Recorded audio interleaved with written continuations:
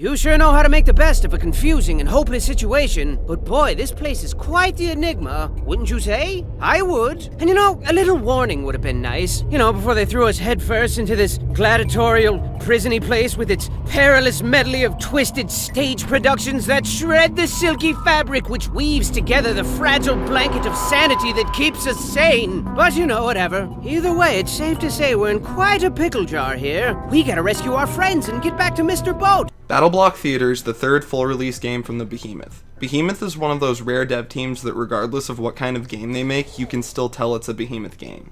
They all have that Newgroundsy art style and sporadic humor, which for me at least, is very nostalgic. Oh, happy day! It's Hattie! And look, he's made some wonderful new friends. Ooh, and they got him a present. How thoughtful. Hey, wait a second, I don't think that was a present. Those guys aren't wonderful new friends, are they? Just stay hidden and keep quiet. They haven't seen you yet. Oh no, they see you. Clench your butt, this isn't gonna be good. Yep,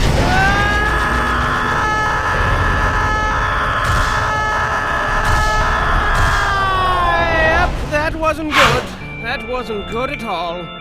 This time around it's a platformer, and what a platformer it is. The pacing of this game is just excellent. Every single level introduces a new concept or challenging combination of concepts, and nothing feels rehashed. The game's challenging, but not to an unfair degree. It often expects precision, which is no problem because controls are incredibly tight. There's always a checkpoint nearby, so dying is never too infuriating, and experimenting with how to get through the level is encouraged as long as you're not playing on Inferno, which removes checkpoints entirely. You don't want to do that.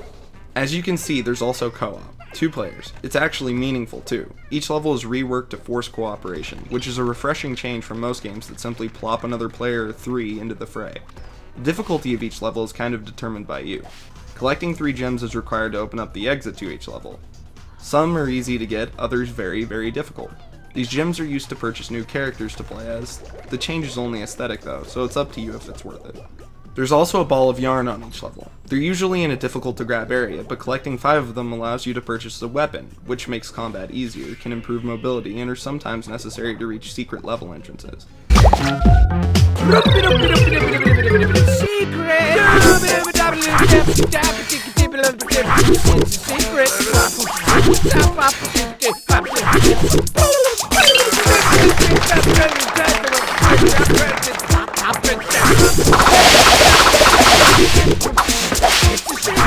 The story is amusing, if not completely irrelevant. Hattie Haddington and his friends are sailing on the SS Friendship. A storm hits and the ship of friends is shipwrecked.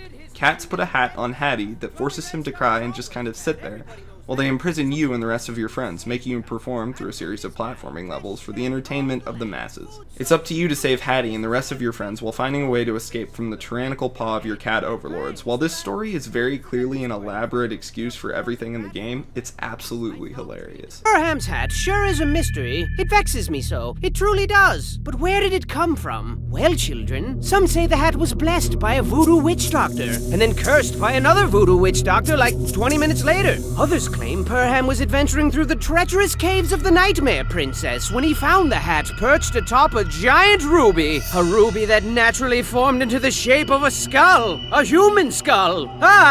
BattleBlock Theater is available for download on Xbox 360 and PC. Now, before I get to my usual outro, I have to thank my friend Pyrite. In one of his recent videos, he shouted my channel out, and my subs more than doubled in less than a day.